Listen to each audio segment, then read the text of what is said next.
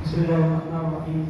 عن عبد الله بن مسعود رضي الله عنه عن النبي صلى الله عليه وسلم قال: لا يدخل الجنة من كان في قلبه مثقال حبة، وفي رواية مثقال خردل في قلبه كبر لا يدخل الجنة. وقال رجل: يا رسول الله صلى الله عليه وسلم، إن الرجل يحب أن يكون ثوبه حسنا ونعله حسنا. فقال رسول الله صلى الله عليه وسلم: إن الله جميل ويحب الجمال. إن الله جميل ويحب الجمال. الكبر بطر الحق وغمط الناس، أو كما قال عليه الصلاة والسلام. رواه مسلم. محبوب کریم سید المرسلین خاتم النبیین محمد رسول اللہ صلی اللہ علیہ وسلم کا پاک اور پیارا ارشاد عبداللہ بن مسعود تکبر کے متعلق بتاتے ہیں. اتنی جامع حدیث اور اتنی مختصر حدیث اور اتنے وسیع بات کو، وسیع مفہوم کو اپنے اندر گھیرے ہوئے ہر شخص، چاہے وہ پڑھا لکھا ہے یا ان پڑھ ہے، وہ میرے محبوب کی بات کو بڑی جلدی سے سمجھ لیتا ہے. الحمدللہ، یہ حضور کی شان ہے کہ قرآن بھی معجزہ اور فصیح اور میرے محبوب محمد مصطفیٰ کی زبان اور کلام حدیث کی شکل میں بڑی فصیح، جامع اور مختصر. ہم کو بڑی امید بات کر لیتے ہیں.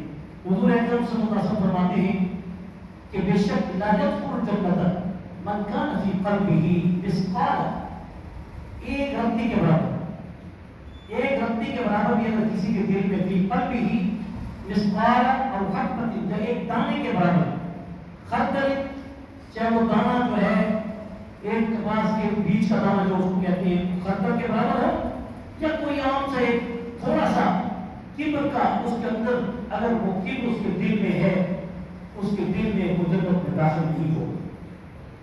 صحابہ کرام میں ایک شخص نے کہا: یا رسول اللہ صلی اللہ علیہ وسلم، ان الرجل یحب، یہ شخص جو بھی ہوتا ہے، یحب ان یکون ثوبہ حسن، وہ چاہتا ہے کہ اچھے کپڑے پہنوں، ونعلہ حسن، وہ چاہتا ہے کہ اچھی جوتی پہنوں. یا رسول اللہ، پھر وہ کیوں ہوگا؟ کیونکہ یہ بھی تو پھر دکھاوا ہے، اس میں بھی تو تکبر آتا ہے، اس میں بھی تو تکبر آتا ہے. اچھی جوتی، اچھا لباس، کیا خوب مثال دی اس شخص نے بھی، اور اس سے سبق بھی مل رہا ہے کہ جو 10-10 ہزار کی جوتی پہنتے ہیں، لاکھ روپے کی جوتی پہنتے ہیں، کروڑ لاکھ روپے کے جوڑے پہنتے ہیں، باقی وہ تکبر کا شکار ہے. اچھے لباس معتدل مناسب اگر کوئی شخص پہنتا ہے تو ان کو پہننے کا اختیار.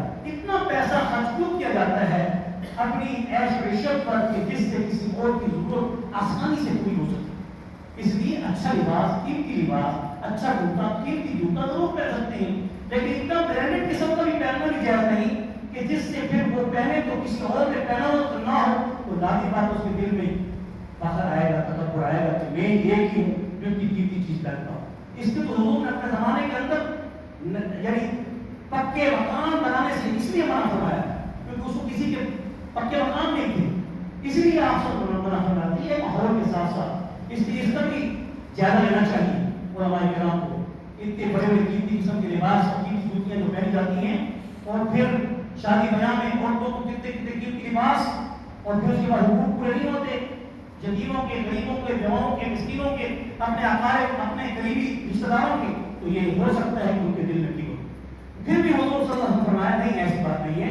اگر تم حقوق پورے کرتے ہو اور اچھی سے اچھی جوتی پہنتے ہو، اچھا سے اچھا لباس پہنتے ہو، کوئی حد نہیں. اگر تم کسی اور کے حقوق پورے کرتے ہو تو آپ نے فرمایا ہاں یہ بات ضرور ہے کہ اللہ جمیل و یحب الجمال، اچھا خوبصورت لباس ہے، اچھی اور خوبصورت جوتی پہننا یہ تو خوبصورتی کی علامت ہے. اللہ بھی خوبصورت ہے اور خوبصورتی کو پسند کرتا ہے. لیکن دو لفظوں میں کبر کی تعریف کر دی، الکبر بطر الحق وغمط الناس. کبر یہ ہے، تکبر یہ ہے کہ لوگ جب اللہ کی بات کو، دین کی بات کو، حق بات کو دھڑکائی کے ساتھ مقابلے میں جب وہ آ کر انکار کر دیں، اسی کو تکبر کہتے ہیں. وغمط الناس، اور پھر جب وہ اپنے دل کے اندر کسی انسان کو حقیر سمجھے، اور اپنے آپ کو اچھا سمجھے، چاہے وہ جوتی اچھی نہ پہنے، چاہے وہ لباس اچھا نہ بھی پہنے، لیکن اگر ان کے دل کے اندر حقارت ہے کسی انسان سے تو وہ متکبر ہے، اللہ تعالیٰ ہم سب تکبر اپنا تکبر سے محفوظ فرمائے اور آخر کی فکر نصیب فرمائے۔ وصلی اللہ تعالیٰ علیہ محمد وعلی آلہ وصحبہ اجمعین برحمتک یا